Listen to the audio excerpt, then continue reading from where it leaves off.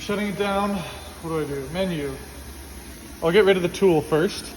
Tool unload option under the ATC. Press 1 to unload now.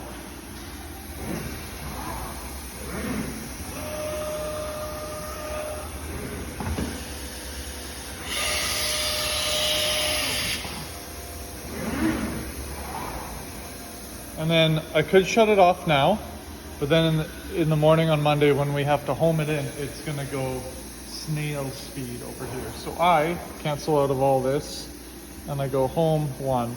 I bring it right over to where it's gonna wanna home in on Monday morning.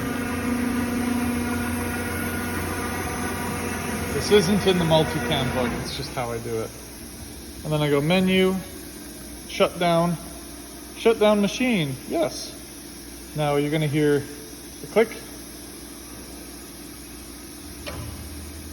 Motor drive disabled, okay to power down. So then we go over and turn off the big switch.